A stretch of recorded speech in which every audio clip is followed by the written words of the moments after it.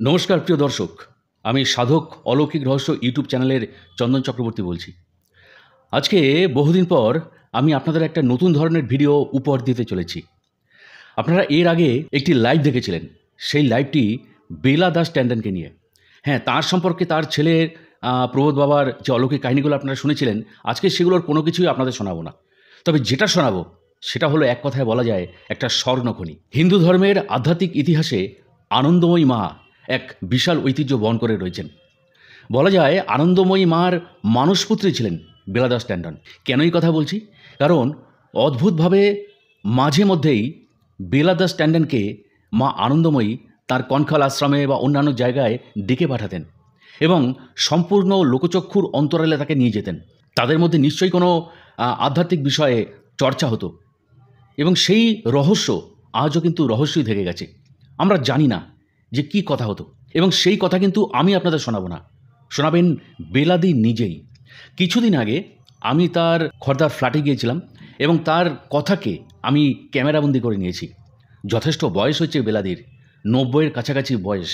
সারাটা দিন ঘরের মধ্যেই বন্দি থাকেন, 24টা ঘন্টা নিজে যে বিছানায় বসেন সেইখানেই তার জগৎ, কারণ তার দুটি পা প্রায় অচল। কিন্তু এহেন একটি মানুষ কি প্রবল মানসিক জোরে তার অতীত দিনের কথাগুলো বললেন। অতীত দিন কেন বলছি? কারণ বাংলা চলচ্চিত্রের স্বর্ণযুগের যত প্রখ্যাত শিল্পী ছিলেন, উত্তম কুমার থেকে সাবিত্রী চট্টোপাধ্যায়, নামগুলো আর আমি বেশি বলছি না, আপনারা সব শুনতে পাবেন। তিনি এক এক করে প্রত্যেকের সাথে তার স্মৃতিকথা তুলে ধরেছেন।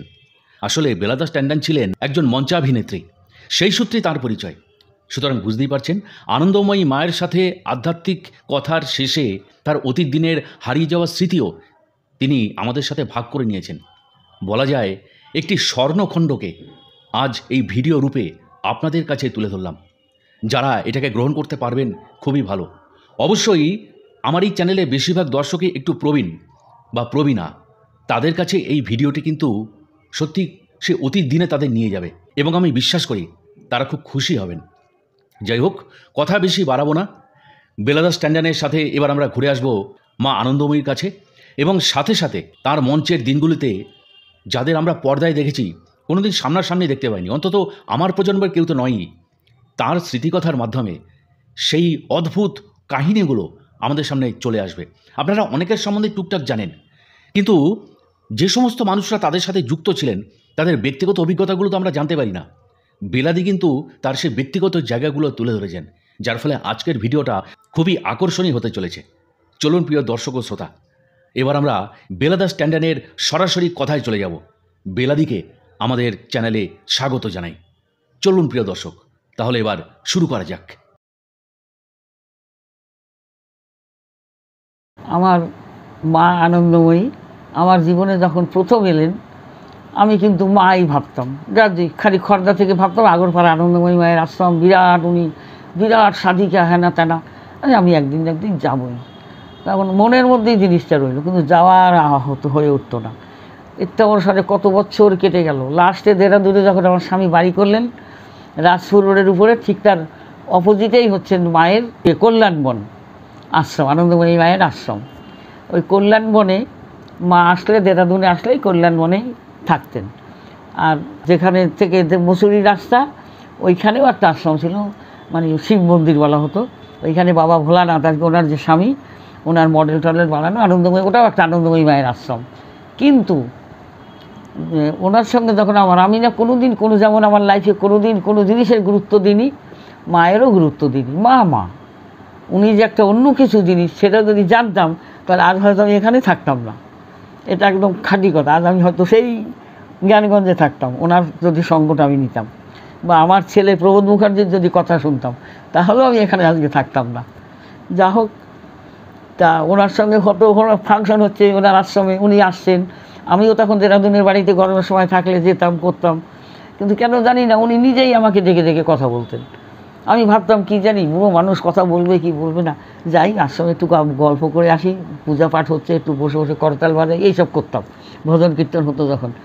তো মা আমাকে দেখতেন। এই 2-1 বছর দেখার পরেই উনি আমাকে একদিন বলছে কি, এদিকে আয়, শোন, আমার সঙ্গে তোর সঙ্গে আমার কথা আছে। শুনেছে আমার সম্বন্ধ, উনি অনেকের কাছ থেকে শুনে নিয়েছে, অপোজিটে বাড়ি বা কে, আমি বাঙালি, বাঙাল, তারপরে আমি ডন বেঙ্গলিকে বিয়ে করেছি, আমার স্বামী দোষবার হ্যান ত্যান সব শুনেছেন উনি। আমাকে উনি জানি না আমার ভেতরে কি দেখেছেন, দেখে আমাকে বললেন তোর লগে আমার কথা আছে। হ্যাঁ বলো মা, কও কী কথা? বলে দীক্ষা নিছিস? না। কেন নিস নাই? আরে ভাবলাম আমি দীক্ষা নেবো, হোক টাইম হোক নেবো বুড়া বয়সে।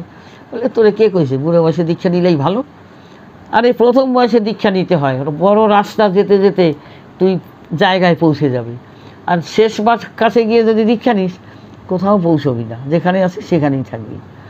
আরে তাহলে তুমি দীক্ষা দিয়ে দাও। বলছে কেন তোদের কোনো গুরু টুরু নেই?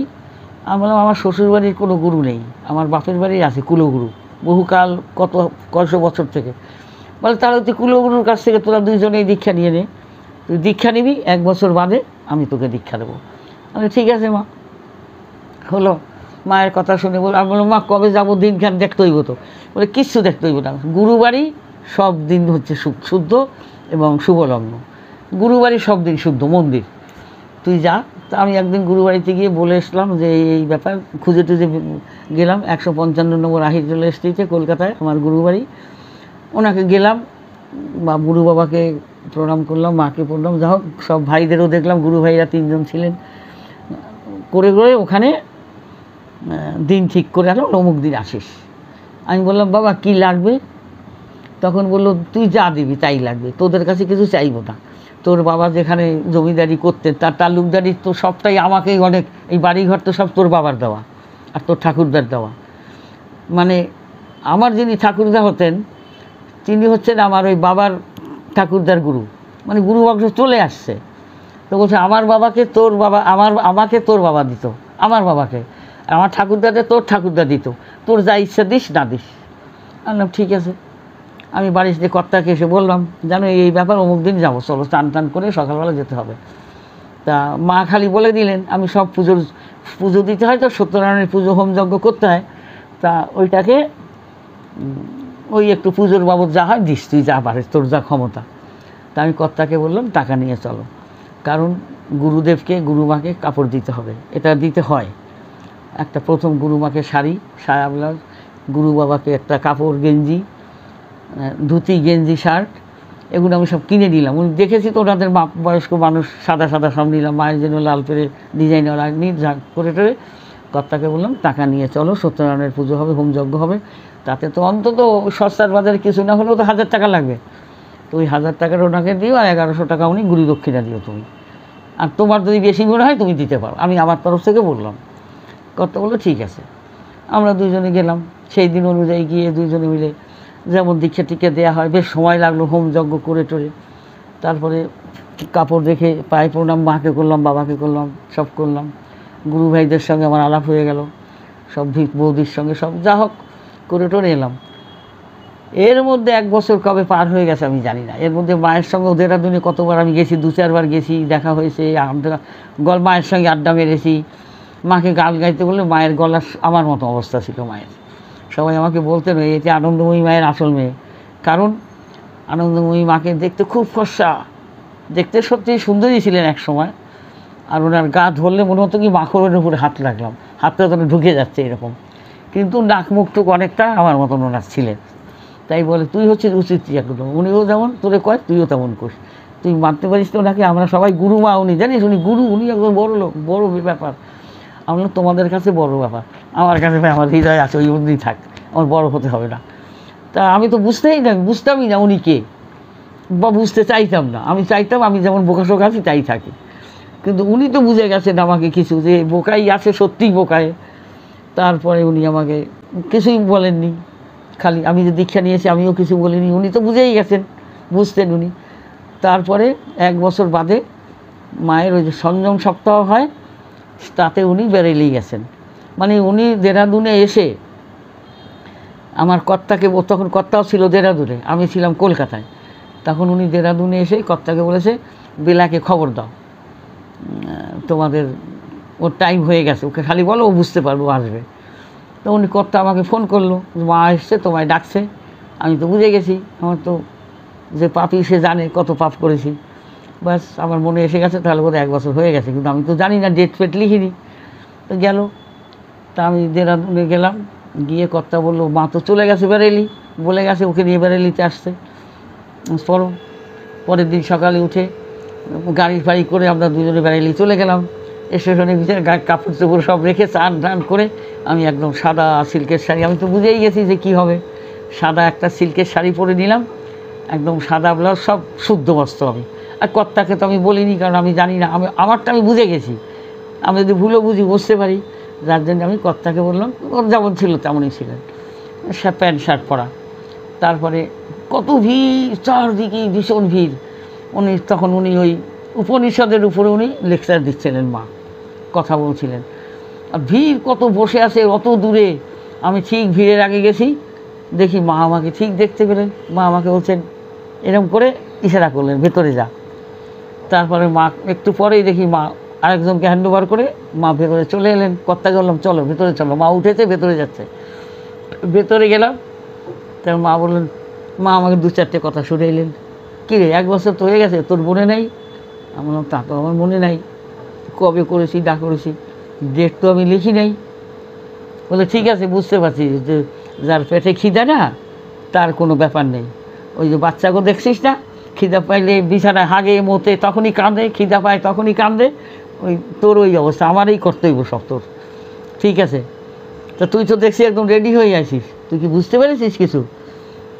আমি একটুখানি তাকিয়ে মায়ের দিকে বললাম, তোমারই তো মেয়ে মা, পারলেও ঠিক আছে না পারলেও ঠিক আছে, তুমি তো ঠিক করবাই। তো মা হ হ করে হেসে দিল। আর কর্তাকে বললো, উনি তো ঠিক নেই, ও ফলানা ওই ঘরের থেকে একটা লাল গামছা আন, আর আমার একটা ধোয়া কাপড় দে শিবনারায়ণকে, উনি ওইটা পরবে, আর ওনাকে ঘর দেখিয়ে দে কাপড় বদলে আসুক। আর আমাকে বলে দিল পয়সা করি কিছু থাকলে সেইটা নিয়ে আসতে বলিস। তা আমি বললাম যে না, পয়সা করি আমার কাছে আছে, ওনার কাছে নেই কিছু। বলে ঠিক আছে, কাপড় বদলাই আইতে কর। তা কাপড় বদলাই আইলো, আর গামছাটা আমার কাকে দিল, বলে গামছাটা তোর কোলের উপরে থাক। গেল, তখন আনন্দময়ী মা আমাদের দুজনকে একটা এইসব একটা কি একটা থালা এরকম ভুল করা, উনি ঠিক এইখানটায় বসলেন, ওনার পা দুটো এখানে, আমি এখানে বসলাম, একটা আসন পাতা, আমার কর্তা এইখানে বসলেন, আর মায়ের আমি একদম কাছে। তখন মা ওইটা তুলে, মা বলো কী বন্ধ নিয়েছিস? আমি বললাম মা দীক্ষা বন্ধ তো কইতে নেই, তোমরা কইছো সবাই কয় গুরু গ্রন্থ কইতে নেই। তা বলছে আচ্ছা। তখন মা কাউকে ডাইরেক্ট দীক্ষা দিতেন না, অনেক বছর বাদে মা আমাকে ডাইরেক্ট দীক্ষা দিলেন, আমি বোধহয় ওনার শেষ ডাইরেক্ট। তা আমি আর আমার স্বামী, তা উনি যে দীক্ষা দিতেন সেই ভদ্রলোকের একটা কি নাম ছিল, লোকামত সাউথ ইন্ডিয়ান, ওনাকে বললেন অমুক তুমি একটু থালাটা তোলো, আমার দিকে ঘোরাইয়া তোলো। তো উনি তোলাইয়া ওনার দিকে ঘুরাইয়া তুললো। তা আমাকে মা এরকম আঙুল দিয়ে বললো এইটা, আমি বললাম না, এইটা, আমি বললাম হ্যাঁ, ব্যাস রাখো। ওনাকে বললেন রাখো, উনি থালাটা উপর করে রাখলেন। এখন আনন্দময়ী বা বললেন বুঝলে যুগল মন্ত্র, উনি বললেন এইটুক খালি বললেন যুগল মন্ত্র, হয়ে গেল। তারপরে মা আমাকে এবং ওনাকে শক্তি মন্ত্রে দীক্ষা দিলেন। যা হোক, আর বলে দিলেন ওই শক্তি মন্ত্রটা এর সঙ্গে আগে যুক্ত করে তারপরে ওই মন্ত্রটা করবে। বলে ঠিক আছে, করলাম। ওইটা আমরা ওইটুকু মনেই থাকে, জপ করছি, ঠিক আছে। তারপরে মা গামছাটা আমার কোলের উপর থেকে নিয়ে আমাকে মাথায় এখানটা হাত দিয়ে এরকম করে একদম মাটিতে নুইয়ে দিল, আমার কপালটা গিয়ে মায়ের পায়ের কাছে ঠেকলো। হয়তো মায়ের বুড়ো আঙ্গুলে, এই পায়ের বুড়ো আঙ্গুলে মানে ডান পায়ের বুড়ো আঙ্গুলে হয়তো ঠেকেছে। যা হোক, উনি তো কাকু পায়ে হাত দিয়ে প্রণাম করতে দিতেন না, তা উনি ঠেকালেন, এইখানটায় বোধহয় আমার বুড়ো আঙ্গুলটা ডাক দিল, নখটা আমি টের পাচ্ছিলাম একটু একটু, কিন্তু উনি আমার মাথার উপরে এইরকম বা হাতটা রাখলেন, আর ডান হাতটা ঠিক আমার পিঠের মাঝখানে মেরুদণ্ডের উপরে। আমি এইরকম হয়ে আছি, কর্তা আমার দিকে তাকিয়ে আছে যে মা এটা কি করছেন। যা হোক, উনি 4-5 মিনিট তো হবে, কিন্তু আমি তখন জোয়ান বয়স, আমার তখন হাত পা এত রোগা রোগা নয়, মোটা মোটা, একটুখানি অল্প অল্প ভুঁড়িও ছিল, আর এইরকম বসে কপালটা একদম মাটিতে কী করে আমার ঠেকলো, পেট তো ঠেকে যাবে এখানে, এই আসন করা অবস্থায় এরকম, এখন তাও ঠেকছে না। যা হোক, ঠেকেও গেল দিব্যি, আমি ভালোভাবে অত সময় ছিলামও, যত লোক ছিল পাশে দাঁড়িয়ে ছিল সব, কারণ মা ডাইরেক্ট দীক্ষা দিচ্ছেন। সবাই ভাবলো ওই বেলা কে, বেলা টেন্ডেনের এমন কি আছে যে তাকে মা ডাইরেক্ট দীক্ষা দিচ্ছেন। আর এইখানে দেখে কলকাতার থেকে সব তো জানাজানি হয়ে গেছে না, ছড়িয়ে গেছে, কলকাতার থেকে ডেকে মা দীক্ষা দিচ্ছেন। গেল, তারপরে যা হলো, তখন আমার থেকে গামছাটা টেনে বললো ওঠ। আমি উঠলাম। তখন মা বলছেন ঠিক আছে, গামছাটা আমার কোলের উপরে দিয়ে কইলেন কি তুই নিয়ে যা, এটা ধুতিটা বললেন উনি নিয়ে যাক, ঠিক আছে। কর্তা এরকম আমার দিকে তাকাচ্ছে একবার, এরকম মাকে একবার। আমি মনে মনে ভাবলাম তুমি দেখে যাও, তুমি আর আমি বিয়ে হলে, বিয়ে হয়েছে ঠিকই আমার তোমার এক নই, কারণ আমরা না রেজিস্ট্রি ম্যারেজ করেছিলাম আর এমনি ঠাকুরবাড়ি সিঁদুর তোলা। মা আমাকে জিজ্ঞেস করেছিলেন তোরা কি শালগ্রাম সাক্ষী করে আর 7 পাক করে বিয়ে করেছিলেন, যে না আমরা রেজিস্ট্রি ম্যারেজ করেছি, সে ঠাকুরবাড়িতে সিঁদুর তোলা হয়েছে। বলে কি আমাদের হিন্দু মতে ওই বিয়েকে বিয়ে মানা হয় না, তাহলে দুইজনে একসঙ্গে দীক্ষা নেয় তাহলে তোদের বিয়েটা সম্পূর্ণ হবে। তারপরে আমি সেই জন্যই দীক্ষাটা নেওয়া হলো। মায়ের কথায় আমি জানলাম যে দীক্ষা নিলে, একসঙ্গে স্বামী স্ত্রী দীক্ষা নিলে বিয়েটা সম্পূর্ণ হয়। যা হোক সেইটা করা হলো। তারপরের থেকে ভাবলাম যাক এতদিন তাহলে আমরা এমনি বন্ধুরূপেই ছিলাম এত বছর, স্বামী স্ত্রী হলাম, এবার গেল। পরবর্তীকালে সীতাপুর একটা আছে জায়গার নাম, সেইখানে মায়ের আশ্রম আছে ইউপিতে। সেইখানে মায়ের পুরাণ মন্দিরের স্থাপনা হবে, 8 ফুট অন্তত উঁচু হবে, সাদা চন্দনের বাস্ক, জালি জালি জালি জালি, কে দান করেছে মাকে, ওটা ওটা কয় কোটি টাকা দাম, আর খুব বড়, বই ভর্তি। আর বাস্কটা ওই গোল গোল আলমারিতে এরকম টানতে আর বইগুলো দেখতে পাওয়া যায়, বই ভর্তি তার মধ্যে। ওই পুরাণ সমস্ত বেদ পুরাণ সমস্ত পুরাণ মন্দিরের স্থাপনায় মা আমাকে ডাকলেন। আমি আমার কর্তা বললো আগে তুমি যাও। তা আমি সেই লখনৌ থেকে বাই রোড সীতাপুর যাচ্ছি, কি হলো মিস্টার শ্রীনিবাসন ছিলেন কর্তার পিএ, ওনাকে বললো তুমি যাও শ্রীনিবাসন, ওনার সঙ্গে যাও, বিবিজিকে নিয়ে যাও, কী করতে হবে এগুলো জেনে আসতে গেছি। ও বাবা, উনি আরম্ভ করলেন আনন্দময়ী মা বিবাহিতা, ওনার স্বামী ছিল, তাহলে উনি কি করে চিরকুমারী থাকেন কি করে, তাহলে উনি তো স্বামী ছিল। আমি দেখুন উনি স্বামী ছিল, ওনার স্বামী আমার মাকে মা বলে ডাকতেন, তাহলে কীরকম স্বামী ছিল? রামকৃষ্ণ পরমহংসদের সারদা মাকে মা বলেছেন, পুজো করেছেন মা বলে, তাহলে ওরা কীরকম স্বামী ছিল ওই রকম এরা। আর তুমি মায়ের নিন্দা করবেন না তো শ্রীনিবাসন ভাই। আমি তখন উল্টোপাল্টা বলছেন, একটু চুপ করুন। হলো কি, কোথার থেকে বিরাট রোড 110 মাইল স্পিডে গাড়ি চলছে, একটা কত পাথর করতে গেছে, ধুম করে লাগলো অ্যাক্সিডেন্ট। ওই অ্যাক্সিডেন্টটা তো আমি মরেই যেতে পারতাম। কে বাঁচিয়েছে? প্রবোধ বাবা, আনন্দময়ী মা। রাস্তার মধ্যে অ্যাক্সিডেন্ট, গাড়ি চলতে চলতে থামতে থামতে অত স্পিডের গাড়ি 3 কিলোমিটার চলে গেলাম পেট্রোল পড়তে পড়তে। তারপরে গাড়ি দাঁড়িয়ে গেল, পেট্রোলও নেই, গাড়িও ধীরে ধীরে দাঁড়িয়ে গেল। এখন আমি বলছি দেখলেন শ্রীনিবাসন ভাই আপনার জন্য আমার এইটা হলো। বলছে না না আপনি এটা ভুল বলছে। হেই এখন আমার ড্রাইভারও বলছে এটা কি হলো বিবিজি, কী আব ক্যা হোগা। আমি বললাম আমি এখানে বসি, জো হোগা সো হোগা ভগবান দেখেগা, আমরা এখানে বসি। তা এখন ড্রাইভার চলে গেল, আবার কোথায় ফোন করে আসবে, তখন তো মোবাইলের ব্যাপার ছিল না, আমাদের সঙ্গে মোবাইল ছিল না। গিয়ে আবার লখনৌ শোরুমে আমার কর্তাকে ফোন করলো, একটা লোকের গাড়ি ধরে গিয়ে বললো ভাই আমি একটু ফোন করতে যাবো, একটা ইয়েতে নামাও। সেখান থেকে লখনৌতে ফোন করে বললো অমুক জায়গায় আমরা আছি, গাড়ি অ্যাক্সিডেন্ট হয়েছে, বসে আছে দুইজনে, শ্রীনিবাসন ভাই আর বিবিজি বসে আছে, গাড়ি এক্ষুনি পাঠান। 1 ঘন্টা 1.5 ঘন্টা বাদে সেইখানে গাড়ি এলো। আর ওই ড্রাইভারকে বললাম তুমি ওই বাড়ি নিয়ে যাও, আর ওই নতুন গাড়িতে আমরা আবার দুইজনেই সীতাপুর। ওনাকে বললাম প্লিজ আপনি আর ওই মাতৃনিন্দা করবেন না, আমার মা গুরু, আনন্দময়ী মা আমার গুরু, এবং তাছাড়া উনি আমার মা, আমি খুব ভালোবাসি, আপনি নিন্দা করুন, চুপচাপ চলুন আমার সঙ্গে। যা হোক গেলাম, সেখানে গিয়ে সব দেখে নিলাম কী করতে হবে না করতে হবে, ব্যবস্থা করতেই হবে। মার পুরাণ মন্দিরের স্থাপনা মানে কয় লাখ লোক হবে, সব খাওয়া দাওয়া হবে, সব মায়ের শিষ্যরাই খাওয়াবে। মা কারোর টাকা পয়সা কোনো কিছু ধরেনও না, কিছুই না। সেখানে একটা পাতকুয়া আছে নোংরা হয়ে। মা বললেন দেখ শিবনারায়ণকে বলবি এই কুয়াটা ক্লিন করে ভালো করে দেয়, কারণ এত লোক আসবে, জল লাগবে, স্নান করে লাগবে, ওই কুয়াটা ভালো করে দিক, যা টাকা লাগে আমরা দেবো। আমি বললাম মা তুমি টাকা করো না তো। বলে চুপ করে থাক, ওইটা ওনার বিজনেস, কাম করে যদি টাকা না নেয় খাবে কি রে। আমি বললাম তুমি চুপ করো, তুমি খাওয়াবা, তুমি অত কথা কইও না। যাক ঠিক আছে, করলে এই একটা কাম, আর কী কাম আছে? বলে এই এই এই এই সব দেখাই দিল যে এইগুলো করতে হবে। যাক আমি বুঝে নিলাম, কর্তাকে গিয়ে সব বলে দিলাম। কর্তা এসে বললো ঠিক আছে, মায়ের থেকে কি টাকা নেওয়া যায় নাকি, 5-10 হাজার খরচা হবে। গেল ওইখানে খেতে বসলাম। তার খেতে বসেছি, কেউ একটা এসে আমাকে কুশাসন দিয়েছে বসতে, খেতে বসবো, মাকে বলে কিছু খাইতে দে। তুই কিছু খাইছিস? কোথা থেকে খাবো বা? তখন বলছে, কেন? গাড়ি অ্যাক্সিডেন্ট করে 1-2 ঘন্টা আমার বরবাদ করে দিয়েছে। মা বলেন, ও ওই জন্যই তো দেরি হয়েছিল। গেল, তারপরে মা, ঠিক আছে ভাই খাইতে দে, কিছু খাইতে দে। তা একটা কুসার, তো কী করা উচিত? হ্যাঁ, তোকে লাগে কী কথা কম? সদাবা মানুষ কুশাসনে বসে? হ্যাঁ, ছেলেরা বসে আর বিধবারা বসে, ছেলেরা আবার বসে। ও তাড়াতাড়ি করে নিয়ে গেল, একটা আসন দিয়ে দিল কাপড়ের, সেইটার মধ্যে বসলাম। কি বলবো, মা বলে কি আমার হাঁড়িতে কি আছে সেই চাইটা দিয়ে করে কী ভালো খাইলাম, কি বলবো, মায়ের হাতের রান্না, সেই ডাল আর ভাত, কিছু তরকারি, সে মনে হলো কি যেন আমার সারা জীবনে বোধহয় খাইনি এত ভালো। যখনই আমি খেয়েছি মায়ের হাতের রান্না, মনে হতো এই জীবনে খাইনি এরকম। খাইলাম, পেট ভরে গেল, মনও ভরে গেল। মা তোমার হাতের কি রান্না, কইতেও পারি না, লজ্জা করে। খাইয়ে লইয়া তারপরে বললো, ঠিক আছে তুই ভালো মেয়ে আজকে থাকবি? আমি না, আমার থাকুম না, এখন রওনা দিই, এখান থেকে লখনৌ অনেক দূর, গাড়ি করে যেতে যেতে রাত্রি হয়ে যাবে। কিন্তু যাক, আমি খাইলাম। শ্রীরামচন্দ্র ভাইকে ওদের খাবার যা ছিল সেইটা দিল, অন্য আর কি। আমি মায়ের হাড়িটা খেলাম। তারপরে কত ভালোবাসতে সেটা বুঝুন, মা নিজের রাতের খাবারটা আমাকে খাইয়ে দিলেন। রাত্রে উনি কী খাবেন তার ঠিক নেই, আবার হয়তো রান্না করবেন।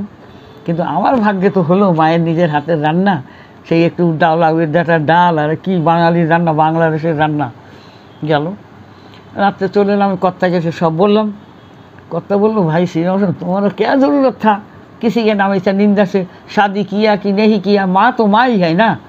গেল, যা হোক, পরবর্তীকালে ওখানে আমরা গেছি, করতে সব করে দিয়েছে, কাজ টাজ যেমন হয় কর্তার লোকজন নিয়ে গিয়ে করে দিয়েছে।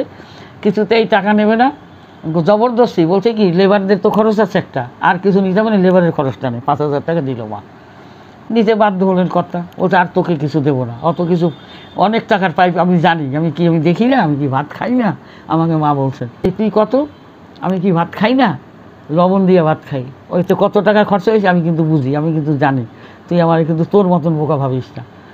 আমি কী রে বাবু, মা কী করতেছে এইসব কথা? তাহলে না, আমার ঠিক আছে, তোমার টাকা দিতে হইব না, আর কাজ করি, কী কথা, আশ্রম তোমার আমাদেরও ভাবে এখন আশ্রম। তো জবরদস্তি মা বললো, লেবারদের খরচটা খালি 5,000 দিলাম। 5,000-এ লেবার হয় না, তবুও 5,000 দিলাম, আশ্রমের কাজ তো একটু দিতে হয়। কর্তা মানলো, ঠিক আছে। শিবনারায়ণকে কইস, মা দিছে, এটা ফিরাইতে নেই, মায়ের কথা অমান্য করতে নেই। ঠিক আছে ভাই, মায়ের কথা মাথায় শিরোধার্য। এখনও কেউ যদি যান, ওখানে যাবেন, সেটা বলে পুরাণ মন্দির স্থাপন হয়েছে আনন্দময়ী মায়ের আশ্রমে, দেখে আসবেন। সত্যিই আলমারিটা দেখার জিনিস, নেটের কাজ করা একদম, এত খোদাই করে করে আলমারিটা করেছে, কয়েক কোটি টাকা দাম হবে। অত বড় বড় চন্দনের কাঠ উপর থেকে নিচে অবধি, আর নেট করা এমন সুন্দর যে কেউ হাত দিয়ে বই বার করতেও পারবে না। আর আলমারিটা ধরে ঘোরাবেন, ঘুরে যাবে, এরকম ঘোরাবেন আর আপনি দেখবেন নাম পড়বেন। এই মানে একটা ভালো জিনিস হয়ে গেছে। মা তখন লাস্টে, আমার যখন মায়ের সঙ্গে লাস্ট দেখা, এটা বলছি লাস্ট, আমি দেরাদুনে ছিলাম আমরা বেশ কিছুদিন থেকে, আর শুনি যে বাটাওয়ালির ওখানে মা অসুস্থ, ওখানে আছে। আমি বাটাওয়ালির ওখানে গেলাম, বাটাওয়ালির সঙ্গে আমার ভাব ছিল, তার একটা ল্যাংড়া ছেলে ছিল, মা সেই ছেলের বিয়েও দিয়েছে, একটা বাঙালি মেয়ে দেখে শাখা ঢাকা পরিয়ে যা হোক করেছে।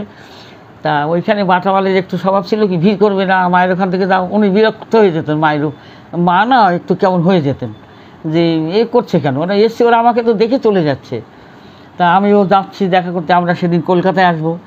কর্তা, আমি বলছি চলো মাকে দর্শন করে যাই, মার সঙ্গে দেখাটাও হোক, সুস্থ মা অসুস্থ, এই বলে আবার কবে আসবো না আসবো বলে গাড়িতে মালপত্র লোড করে বাইরে রেখে, মায়ের আশ্রমের বাইরে ভেতরে ঢুকে আর কি রেখে, ওই বাটাওয়ালির ওখানে গেলাম। আমি আবার যাওয়ার সময় জবা ফুল দুটো তুলে নিয়ে গেছি। আমাদের বাড়িতে জবা ফুলের গাছ আছে, দেরাদুনের বাড়িতে অনেক ফুলের গাছ আছে।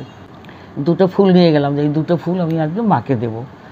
গেল, সেখানে আমি গেছি, আর লাইন দিয়ে দাঁড়িয়ে দাঁড়িয়ে যেতে যেতে যখন আমি ঢুকে গিয়ে, মানে গেটের কাছে তো এরকম মাকে শোয়ানো, এখান থেকে বেরোবো, আমি ঠিক গেটের পাশটায় মাকে দাঁড়িয়ে দেখলাম, মাকে এরকম করলাম, মাকে আমি এরকম করলাম, মা এরকম করলেন, করার পরে আমি একটু পাশটায় দাঁড়ালাম, কারণ অন্য লোককে রাস্তাটা ছাড়তে হবে। তারা আসে একজন করে দাঁড়ায়, বেরিয়ে যান করছে, আমি কিন্তু ওইখানে চাপ্পা মেরে দাঁড়িয়েছি, 2-3 মিনিট দাঁড়িয়েছি। তার মধ্যে 10 জন লোক 2-3 মিনিটে বেরিয়ে গেল। আমি ভাবলাম এই ফুলটা দিয়ে তো মাকে পুজো করতে হবে, জানি না এই জীবনে আমার শেষ না মায়ের শেষ, তা মায়ের পুজোটা তা দিয়ে শেষ পুজো করতে, শেষই হোক যাই হোক, ফুলটা তো মাকে দিতে হবে। এইটা ভেবে আমি এরকম করে ঠিক একটুখানি এসে দাঁড়িয়ে দেখছি মায়ের পাটার কাছাকাছি, পাটা ঢাকা রয়েছে, সাদা চাদর দিয়ে, আর ওইখানে মায়ের মাথাটা এতখানি গলা একটা সাদা চাদর দেওয়া। আর এখন ওইখান থেকে আমি মাকে এরকম হাত জোর করে আসি, ফুলটা আমার হাতে। মনে মনে মাকে প্রশ্ন করলাম, মা তোমার সঙ্গে কি আর আমার দেখা হবে? মা বলল এরকম, মাথাটা মা নাড়লেন। তখন আমি বললাম, মা তোমার সঙ্গে কি আমার আর আসলে দেখা হবে? মা মাথাটা একটু এরকম নাড়লেন। তারপর হাতের মধ্যে আমি ফুলটা নিয়ে আসি, তারপরে আমি এরকম আস্তে করে ফুলটা এরকম ফাঁক করলাম, ফুলটা মায়ের ফুল দুটো মায়ের পায়ের উপরে পড়লো। আমি হাত জোর করেই আছি। আমি বললাম, মা তাহলে কি শেষ? আমি তাহলে যাব? মা বলছে এরকম করলেন, আর ওই চাদরের ভেতর থেকে এরকম করে হাত দুটো ওনার এখানে আসে, আমি ঠিক দেখাতে পারছি না, আমার হাত তো এখানে আসছে না, দুটো হাতে এরকম করে মা এরকম এরকম করে হাত আশীর্বাদ করলেন আমাকে, আর খালি বললেন আসো। কিন্তু মা দু হাত দিয়ে এরকম করলেন, এই গলার কাছে হাত দুটো এতখানি বার করা, এরকম এরকম করলে আমি দেখলাম। আমার মনের মধ্যে তো খুবই কষ্ট হচ্ছিল তখন। যা হোক, যে মা তোমার সঙ্গে তো আর হয়ে গেল। ওখান থেকে আসলাম, বাড়িতে চলে এলাম কলকাতায়। থার্ড ডেতে 3 দিনে দুন এক্সপ্রেস আসে, এসেই ঘরের আমি যুগান্তর পেপারে দেখলাম ফার্স্ট পেজে মায়ের আনন্দময়ী মা গত হয়েছেন, ছবি দেওয়া।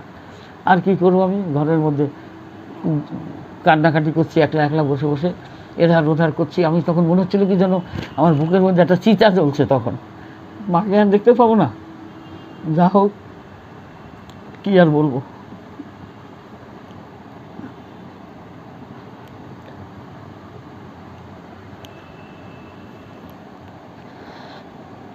খুব কষ্ট হয় মায়ের কথা মনে পড়লেও। আমার শেষ দেখা মায়ের সঙ্গে হয়ে গেল।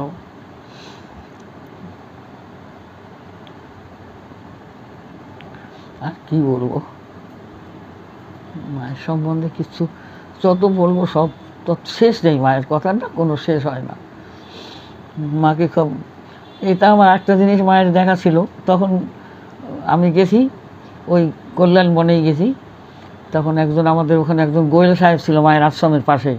সেই গোয়েল সাহেবের যে বউ, তাকে আমি ভাবিজি ভাবিজি বলে ডাকতাম। ওখানে গেলে ওদের বাড়িতে খুব আমার খাতির হতো, তাদের ছেলে মেয়ে নাতি পুতি সবাই আমাকে ভালোবাসত।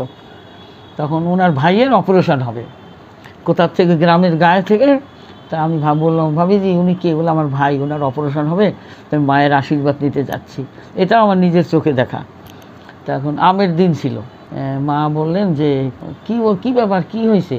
হিন্দি বলতে পারতেন না, কী হয়েছে? তখন বললেন, হিন্দিতে বললো যে আমার ভাইয়ের অপারেশন কেস, হসপিটালে ভর্তি হবে, মা একটু আশীর্বাদ করে দিন যেন ভালোভাবে ও বাড়ি আসে। বলো ও আচ্ছা আচ্ছা, বললো। ওরা বললো এই আমের ঝুড়ি টানতো আর একটা বটি আন। মা বললেন, যেগুলো আমার সামনে দেখা, সেই আমের ঝুড়ি দেখে 1 ঝুড়ি আম, আস্ত আম আর একটা বটি। মা এখানে বটিটা যেমন বসে, মা তো ঠিকঠাক ছিলেন বুড়ো হলেও, সেই বটির মধ্যে মা বসলেন, একটা আম দেখে একটা ভালো দেখে আম তুললেন। সেই আমটাকে কি করলেন, মা এক পাশ কাটলেন, কেটে ওকে দিল প্রথমেই, ওই ছেলেটাকে। বলে এই নাও খাও, প্রসাদ মনে করে খাও, রাম নাম করে খাও, রামের নাম। এক পাশ কাটলো, ওকে দিল, ওর দিদিকে আর কি, ওই বউ ভাবিজিকে, আর ওই মধ্যিখানটা আমার ধরাই দিল। বলে তুই তো আটি খাইতে ভালোবাসিস, সুইসা তো সাদা করে দিস। মা কিন্তু এই কথা আমাকে জানলো কী করে উনি। সত্যি আমি আমের আটি খেললে না চুষে সাদা এখনও করি, যতক্ষণে একটু হলদে থাকবে আমি সেই জায়গাটা আবার চুষবো। মা বললো এইটা তুই খা, তুই তো এটা চুষতে ভালোবাসিস, সাদা করবি তাই তো, কর তুই সাদা। এইরকম এইটা হলো। ওই যে অপারেশনটা হওয়ার, ওইটা মা করে দিলেন, ওই আমের উপর দিয়ে অপারেশনটা হয়ে গেল। তাহলে বুঝেছেন আনন্দময়ী মা কী করে অপারেশন করলেন। পরবর্তীকালে ওকে যখন হসপিটালে নিয়ে গেল, তারা বললো আপনার কিসের অপারেশন হবে, আপনার তো কোনো কিছু নেই পেটের মধ্যে, আপনার তো সব ঠিক আছে। ওনার কিন্তু অপারেশন আর হলো না। তাহলে এটা একটা বিরাট ব্যাপার না, ভাবার কথা। তো এই সমস্ত মায়ের কথা তো অনেক কিছুই আমি জানি না। আমি তো কি বলবো, আমি যে কত কি খারাপ মেয়ে ছেলে বলতে পারবো না। আমি তো মাকে জানতেই চাইতাম না। মা ইচ্ছে করে একটু একটু করে আমাকে ধরা দিতেন, একটু একটু করে বোঝাতে চেষ্টা করতেন, কিন্তু আমি বুঝতে চাইতাম না। আমি জানতাম মা তুমি যেমন আছো আমি যেমন আছি, এরকমই থাকো। তাহলে আমার থেকে বোকা পৃথিবীতে আছে? অন্য সমস্ত লোক মাকে পেয়ে কী কাণ্ড করে, কিন্তু আমি কিছুই করতাম না। ও মা তুমি কবে যাবা?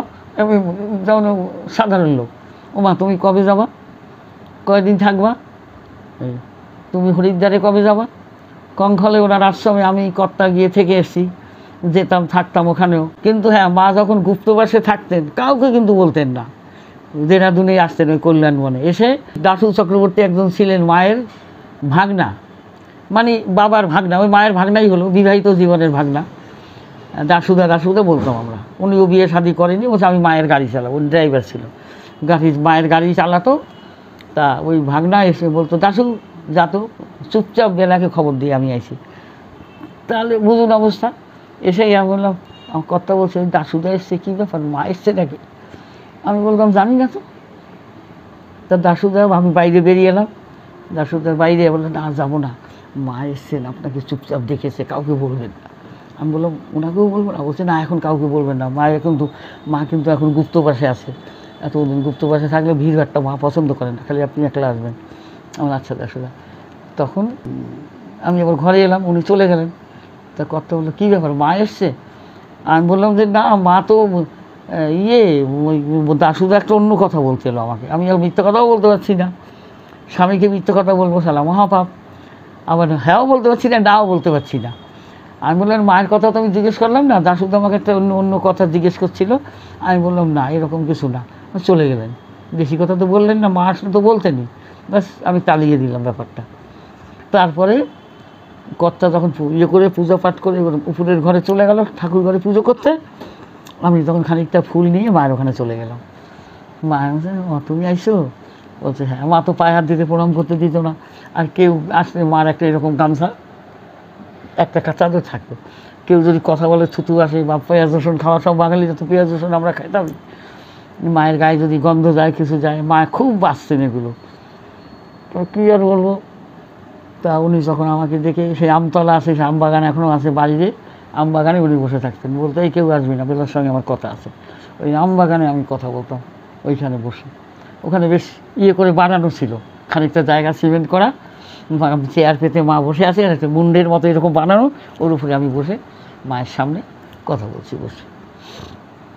আর একদিন প্রাইভেট কথা হয় মায়ের, যখন সবাই জানে মা এসছে, প্রাইভেট কথা। একদিন আমিও বলেছি মায়ের সঙ্গে প্রাইভেট কথা কব, দরজা বন্ধ করে কথা কব। গেল, তখন অনেক 10-12 জন লোক হয়েছে কথা কবে, বাইরে বসে আছে সব বারান্দায়, ঘরের মধ্যে মা আর 3-4 জন সাধিকা ওনার সামনে। তখন 3-4 জন, এমনিতে 3-4 জনের কথা হয়ে যাওয়ার পরে আমি বললাম মা আমি আছি। তখন বলে এই বেলারে ডাক, আগে ডাক করে, ওনার চিল্লাচিল্লি করবে না। তখন ও বললো আপনি আসুন। আমার কর্তাকে না, আমার কর্তা বসেছিল ওখানে, ওনাকে বললাম উনি থাক, তুমি একা। তখন গেলাম, গিয়ে বলছে দরজাটা বন্ধ কর, সাদিকাদের বলছে দরজাটা চিৎকারি মার, আর ভেতরের দিকে দরজাটা বললো তোরা 3 জন ভেতরে চলে যা আর বন্ধ করে নে, আমি যতক্ষণে ডাকবো আসবি না। তো ওরা আবার ভাবছে কী রে বাবা, 10 মিনিট 5 মিনিটের বেশি তো মা কাউকে টাইম দেয় না, এবার বলছে যতক্ষণ না ডাকবো আসবি না। ঠিক আছে, ওরা তো চলে গেল, এখন মা আর আমি, মা চেয়ারে বসা, আমি গিয়ে মায়ের পায়ের কাছে বসলাম।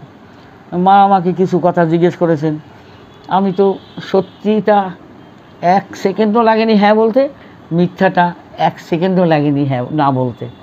এইরকম কন্ডিশানে আমি কথা বলেছি, যে ভাববো সত্যি ভাববো না মিথ্যা বলবো, আসে না সত্যি কথা বললে যদি কিছু হয়। তা সবাই আপনারাও জানেন যে বলতে গেলে, মিথ্যা কথা বলতে গেলে একটু ভাবতে হয়। কিন্তু মা আমাকে বলেছেন আমি প্রশ্ন করব হ্যাঁ কি না, কোনো কথা না ভাববে উত্তর দিবি, সিধা একদম ভাববি না, বুঝলিস? আমি বলি ঠিক আছে মা, কও কী জিগাও। আমি কিন্তু বসে আছি এইরকম মায়ের এইখানে, মানে হাঁটুর উপরে এরকম হাত পা, মা কিন্তু চেয়ারে বসা উপরে, আর পা দুটোর কাছে আমি বসে, আর মায়ের কোলের উপরে ধরে এরকম হাত থেকে বসে, হ্যাঁ মা কও তুমি কী কও, এরকম মুখের দিকে তাকাই। তো মা কয় কিছু প্রশ্ন করেছেন মা আমাকে, সেই প্রশ্নগুলো আমি বলবো না, বলেছে এইটা করেছিস হ্যাঁ, ওইটা করেছিস হ্যাঁ, ওইটা করেছিস না, ওইটা করেছিস না। মানে 1 মিনিটও ভাবি নাই, মা বলেছে 1 সেকেন্ডও ভাবলি না, মানে সব কটা উত্তর সত্যি উত্তর দিয়েছে। একটা করো উনি গুরুমা, উনি অন্তর্যামী, উনি সব জানেন। অতএব মায়ের সম্বন্ধে আমি আজে বাজে কথা তো বলতে পারি না। মিথ্যা কথা বললেই তো মা বুঝে যাবে যে মিথ্যা বলছে। আমি তো ওই একটা জায়গায়, তো মানুষের জীবনে একটা খাঁটি জায়গা রাখতে হয়। আর মা অন্য কিছু জিনিস, মা তো মা, সকলের মা, আমার অন্য কিছু। তা ওই সেই দিন সবাই বলছে, শোরগোল মাতিয়ে যায়। তখন কী রে বাবা, এই এতক্ষণ ধরে বেলার সঙ্গে কী এমন কথা হয়? বাইরে যারা বসে আছে তারাও বিরক্ত হয়ে যাচ্ছে, আমার কর্তাও বিরক্ত হয়ে যাচ্ছে। খানিক্ষণ বাদে ওই আয় দরজা খুললা দে। প্রায় 15-20 মিনিট মা আমার সঙ্গে। তা আমিও মায়ের কোলের উপরে মাথা রেখে খানিকটা মনের দুঃখ হালকা করলাম, কাঁদলাম। মা বলছে, তোর কাঁদতে হবে না, তুই যা বললি সব আমাকে দিলি, সত্য মিথ্যা আমি নিলাম, যা, তোর কাঁদাকাটি করতে হবে না, সব আমার কাছে, যা। ওরা আসলো, দরজা খুললো, আমি বাইরে এলাম। তারপরে কর্তা গেল, কর্তা আমাকে বললো, কী বলছিস এতক্ষণ? আমি বলা যাবে না, এই একটা কথা তোমাকে বলা যাবে না, এতক্ষণ কী হলো আসলে তো আমি কাউকেই বলি নাই। গেল। তারপরে মা অন্য সমস্ত লোকের সঙ্গে কথা বলতো, কী করতো এই। এবং মায়ের আশ্রমে কোনো অনুষ্ঠান হলে আমার যা হোক ঘরটা একটু টিপটপ ছিল। বিশেষ বিশেষ লোক, এমন ত্রিবেন্দ্রমের রাজা ছিলেন যে ওই যে সব ওই মন্দিরে যার অনেক কিছু সম্পত্তি আছে, দরজাগুলো খোলেনি, উনিও আমাদের বাড়িতে থেকে গেছেন কদিন। উনি ওনার রানী, সে রাজামশাইকে দেখলে তো মনে হবে কদিন খায়নি, রোগা ছিপছিপে কোমরটুকু এতটুকু। আর রানীরও প্রায় আমারই মতো অবস্থা, তবে রানীকে দেখতে একটু ভালো, আর রাজা সাহেবকে তো দেখতে কী আর বলবো। সেই আমরা তো ভাবতাম সাউথ ইন্ডিয়ান তো ওনাদের মতন, ওনাদের চেহারা, তাদের ব্যবহারগুলো যে এত ভালো। অত বড় একটা রানী, সারা লাল পেরের একটা শাড়ি পরা, দু হাতে দুটা শাখা, দুটো পলা, একটা লোহা। এই রানীর দরজায় ভিখারির মতো এরকম দাঁড়িয়ে আছে, খাবো, লাইন দিয়ে উঠবে লোক, তারপরে খাবে। মা বলেছেন, এখানে সবাই এক, তুমি রানী এটা ভেবো না, ওরাও মানুষ, তুমিও মানুষ। দলের সঙ্গে তোমাদের দুজনকে খেতে বসতে হবে, দলের সঙ্গে উঠতে হবে, সেই রকম করে খাবে। সেই রকমই ওনারা ছিলেন। কিন্তু সত্যি আমাদের ঘরে ছিলেন কদিন। আমার কর্তা খুব ইংলিশে কথা টথা বলতেন, ওদের ভাষা তো আমরা বুঝি না, কিন্তু বলে গেছেন আপনি কোনো দিন আসলে আমার বাড়িতে আসবেন, এই রকম। কিন্তু এত ভালো মানুষ ওইখানকার ত্রিবেন্দ্রমের রাজা রানী, তা কী আর বলবো। ওনার বাড়িতে সেই কটা দরজা খোলেনি সবাই জানে, সাপের মতন বানানো ওই দরজাটা এখনও খোলেনি। ওটায় নাকি নাগ মন্ত্র দিলে খুলবে, প্রচুর সম্পত্তি আছে ওর মধ্যে, না কী আছে রামই জানে। তা যাই হোক, এই সমস্ত এই রকম ছিলেন মা, যে লুক্কায়িতভাবে আমার সঙ্গে দেখা করতেন। আমরা যা কথা বলতাম কাউকে আমি আলোচনাও করতাম না। কিন্তু কল্যাণ বনে বা ওই ওই শিব মন্দিরের এখানে যারা ছিলেন তারাও সব শঙ্করী দিয়ে একজন ছিলেন, সেই আসামের না কোথাকার মিনিস্টারের মা, খুব সুন্দরী ছিলেন দেখতে, বিধবা। উনি আমাকে, বেলা তোমাকে মা ডেকেছেন, কি ব্যাপার বলো তো, তোমাকে মা ঘড়ি ঘড়ি ডেকে পাঠায়। আর আমি কী করে বুঝবো শঙ্করী দি, মা কেন আমাকে ডেকে পাঠান? তুমি তো মায়ের আশ্রমেই আছো, মা এলেই আমাকে কেন ডেকে পাঠায়? তুমি মাকে জিজ্ঞেস করবে, চলো আজকে তোমার সামনে জিজ্ঞেস করবো। না না না না, এমন কাজটি করো না, মা খুব রেগে যাবেন আমার উপরে। কিন্তু কেন ডেকে পাঠান? আর আমি কী করে জানবো? লুকিয়ে লুকিয়ে মা আমাকে কিছু দেয় না, কিছু খেতেও দেয় না, সবার সামনেই দেয়, এই রকম চলতো। কিন্তু কপালে আর কতদিন আছে এইরকম বিছানায় বসে থাকা, কী করে বলবো। অভিনয় জীবনে যেমন আমি প্রথমে অভিনেত্রী সঙ্গের মেম্বার ছিলাম, সেই মেম্বার থাকাকালীন অনেক দিন আমি বেশ আনন্দেই কাটতো। এত বড় একটা লোহার কড়াইয়ের মধ্যে তারপর মুড়ি আনা হতো, তখন 1 টাকায় এতগুলো মুড়ি আসতো, আর সেই এত বড় বড় বেগুনি, সবাই বলতো এই একটা একটা করে বেগুনি খাবে এইসব। ওই কড়াইতে উত্তম দাও খেতেন, সবাই খেতেন। এমনকি অপরেশ লাহিড়ী ছিলেন মেম্বার, বাঁশরী লাহিড়ী, আমরা বাঁশরী বৌদি বলে ডাকতাম। তা যা হোক, ওই করে চলতো।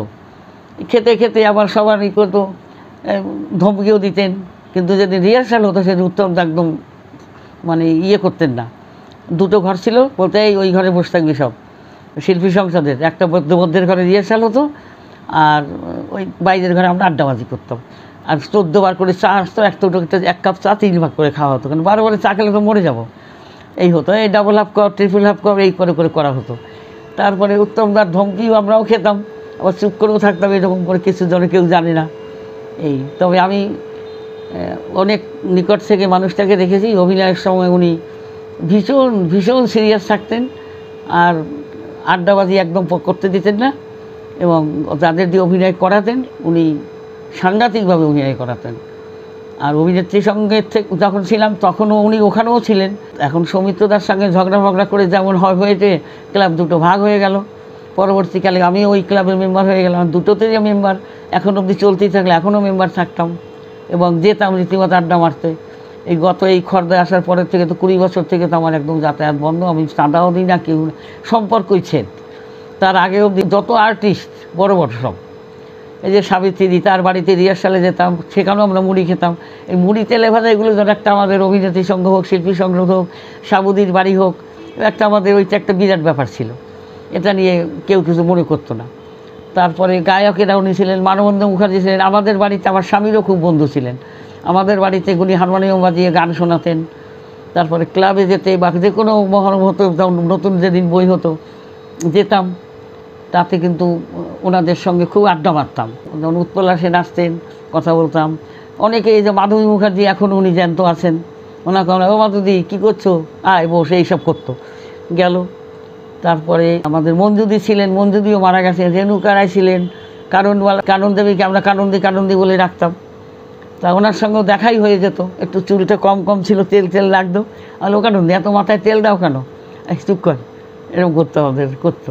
তা যা হোক, আমাদের কিন্তু অভিনেত্রীর সঙ্গে শিল্পী সংসদ একটা ওল্ড ক্লাব ছিল, ওই হিন্দি সিনেমার কাছে যাওয়ার ওই জায়গাটায়, দোতলার উপরে, কি মিষ্টির দোকানের উপরে মাঝে মধ্যে ওখানে যেতাম। ওখানে সব বুড়োরা, ছবি বিশ্বাস, পাহাড়ি সন্ন্যাল, মানে নীতিশ মুখার্জি, সব বয়স্করা ছিলেন ওই ক্লাবের মেম্বার।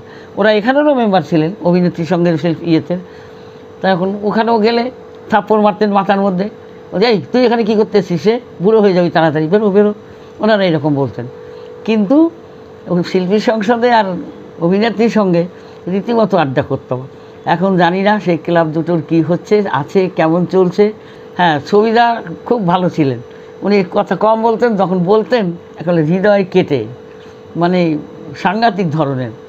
কোনো সময় মানে অরুন্ধতী সিনহার কথা একটু বলি। অরুন্ধতী সিনহা যখন একটা বাচ্চা হয়েছিল, উনি বিয়ে করার পরে ওনার একটা বাচ্চা হয়েছে, ছবিদার সেদিন শুটিং ছিল, স্টুডিওতে আমিও গেছি, আড্ডা মারতে তো যেতামই।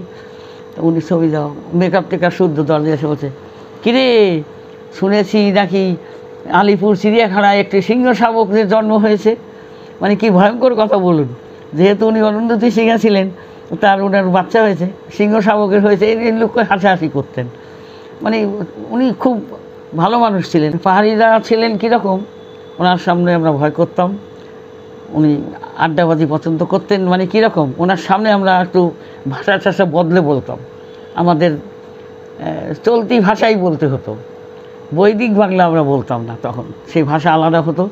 কিরে কেমন আছিস, ভালো আছি দাদা, আপনি কেমন আছেন, ভালো আছি, বস কাজকর্ম করছিস।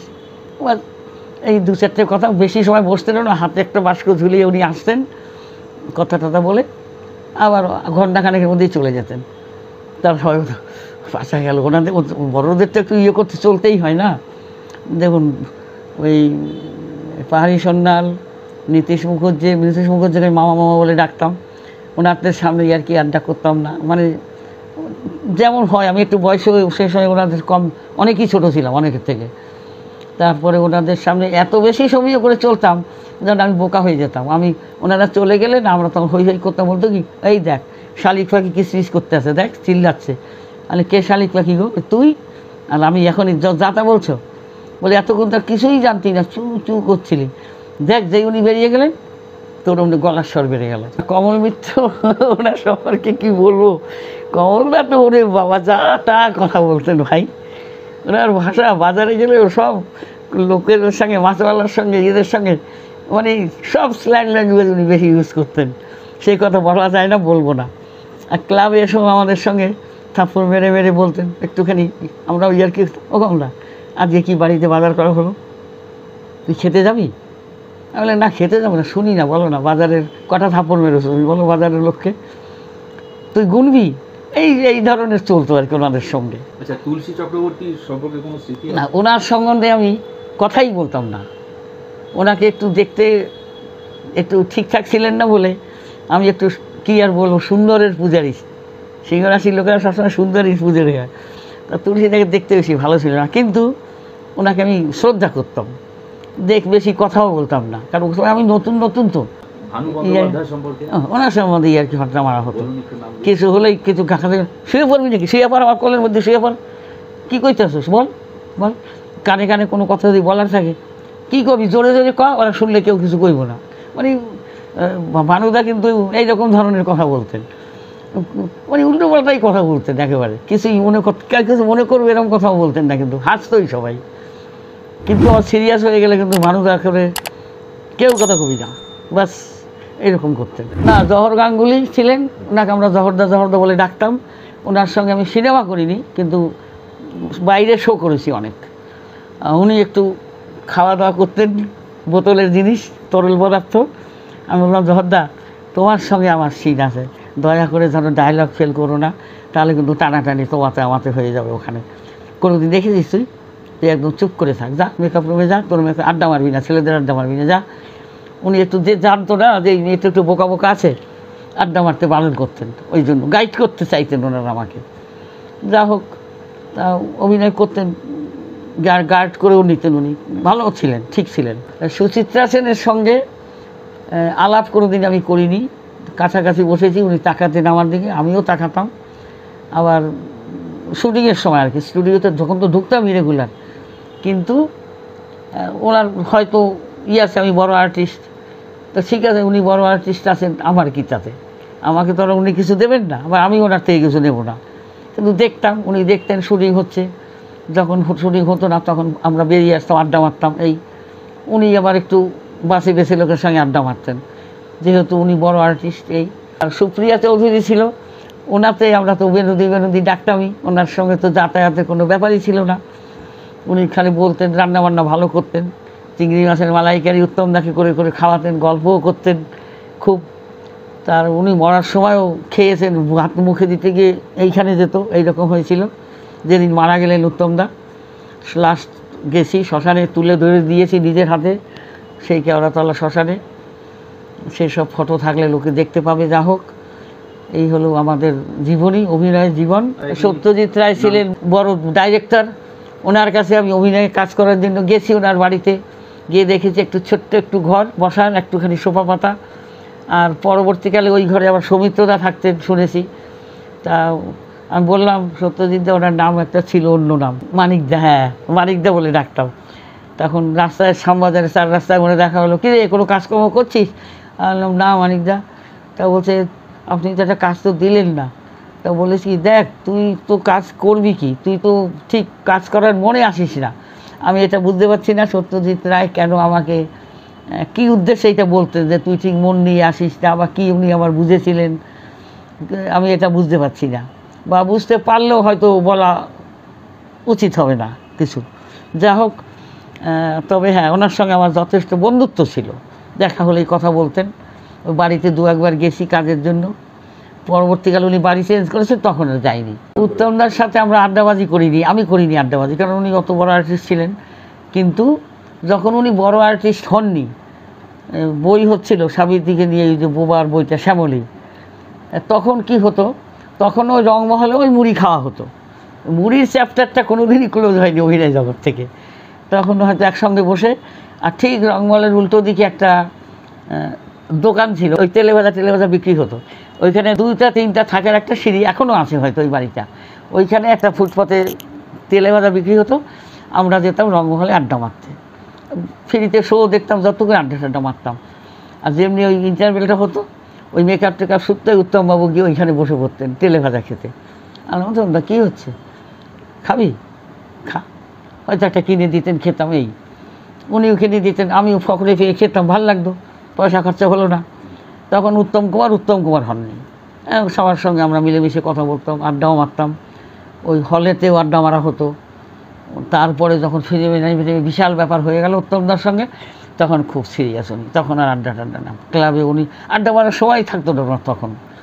ব্যাস ওই 3 নম্বর ময়রা স্ট্রিটে পরবর্তীকালে থাকতেন, রোজ সকালে ওই মায়ের কাছে যেতেন, ওইখানে যে বাড়িতে ওনার ডেড বডি লাস্ট ছিল, বেনুদিনকে নিয়ে তো থাকতো ওইখানে 3 নম্বর ময়রা স্ট্রিটে। তারপরে তো বাড়িতে চলে গেল, ওই বাড়িতে মা বাবার কাছে, সেখান থেকে এই বডি ওঠানো হয়েছে লাস্ট।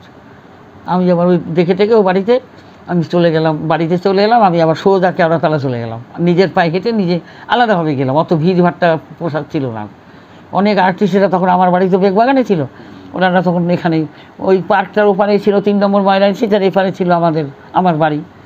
ওই চলে এলাম ওখানে। ক্লাবের সব ছোট বড় আর্টিস্ট অনুপ দাস, উনিও অনুদা বলতাম আমরা। অনুদার সঙ্গে আমাদের খুব ওনার সঙ্গে খুব পেটে খাটো মানুষ ছিলেন, আর উনিও দাস আমিও দাস, লোকে যাতা বলতো ওনাকে দিয়ে আমাকে। আচ্ছা কী রে দাস বলছিস তুই, তোর সঙ্গে কিছু আছে নাকি? তো অনুদা অনুদা কী বলছে বলো তো, কইতে দে না, থাম তো, কইতে দে। তখন তো এইরকম করে আমি যদি একটু পাঠা চুলকে এই থাক কী করছিস এত লোকের সামনে, এইরকম অনুদা করতেন। অনুদান এইরকম করে লোককে হাসাতো। আমরা কী রে ভাই পা চুল করতে এরকম করে এইরকম বলে নাকি কেউ, রিহার্সালে চুপ করে বয়ে থাক, চুলগাড়ি করবি না। তো সত্যি অনুদা খুব অকালেই মরে গেলেন উনি, খুব ভালো মানুষ ছিলেন। রবিদাও অন্য রকমের ছিলেন, এখন বেটে মানে গুড়গুড় করে কথা বলতেন উনি। ওনার সঙ্গে আমার কথা বলতে গেলে আমার একটু অন্য রকমের মাত্রা ছাড়িয়ে দিতেন রবিদা, ওই জন্য আমি একটু নিজেকে বাঁচিয়েই থাকতাম। তাও এখন গল্প হতোই আমাদের, তো একসঙ্গে 30 জন 25 জন বসে তো আমরা আড্ডা করতাম। সেখানে তো আর আমাদের কেউ মানা করতে পারতো না, সবাই যেমন যার ভাষা হয় সেই তেমন ভাষা বলতো। আমি আমার বয়সের হিসেবে, মানুষ হিসেবে গুছিয়ে আমি ভাষা বলতাম।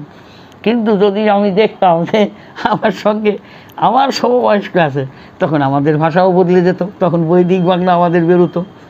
এইরকম ছিলাম আমরা। ফাংশন হতো আমাদের, একাঙ্ক নাটিকা হতো, আমি করতাম। প্রথম দিকে নাটকটা হয়ে যেত, তারপর আমরা ফাংশন দেখতাম। এমনিতেও আমার ফাংশনে আমার কিছু কাজ পড়তো, যে কোনো হল যদি হতো, যেহেতু আমি ওখানকার মেম্বার অভিনেত্রী সংঘ আর শিল্পী সংসদের, তার যখন ফাংশনগুলো হতো সব আর্টিস্টের আসতো, আমি তখন কি করতাম, আমাকে বলতো এই হয় লোককে বসাবি না হয় গেটে থাকবি, আমার ডিউটি হতো এইটা। তারপরে প্রোগ্রাম থাকে না, ওই বইগুলো বিক্রি করতে হতো, ওগুলোও করতাম অন্ধকারের ভেতরে। তখন হেমন্ত দার যখন গান টান, উনি একটা চাদর গায়ে দিয়েই থাকতেন লাস্টের দিকে বেশিরভাগ, ওনার গায়ে সব কী সব ছিল ডিজিজ। তখন উনি তো হেমন্ত দা হয়েছে, খাওয়া দাওয়া হয়েছে?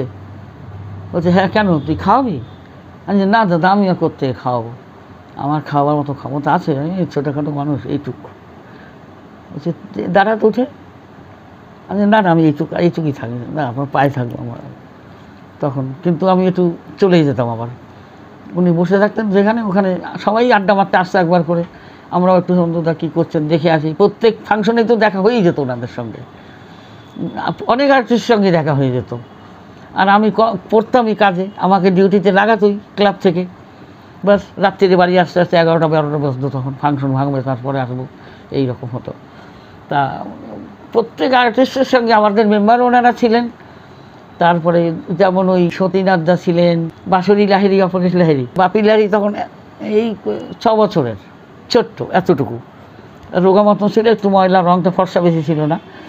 স্টুডিওতে এসছে, ও তবলা বাজাতো খুব ভালোই, বাপি ওই ছোটোবেলায় দাঁড়িয়ে না বাঁশরী বৌদি গান গাইছে, অপরেশ দাও গান গাইছেন, কিন্তু ছেলে তবলা বাজাবে, ওকে আমি ধরে তুলে টেবিলের উপরে বসিয়ে দিলাম, তবলা ঢুকিয়ে ও ওইখানে বসে বাজাতো। এটা একেবারে খাঁটি সত্যি কথা, এই হাত দিয়ে ওকে তুলে বসিয়েছি, পরবর্তীকালে তো কি মোটা হয়ে গেছে, চিনতেনও না হয়তো আমি গেলে। যা হোক, আমি তো যাতায়াত করিনি।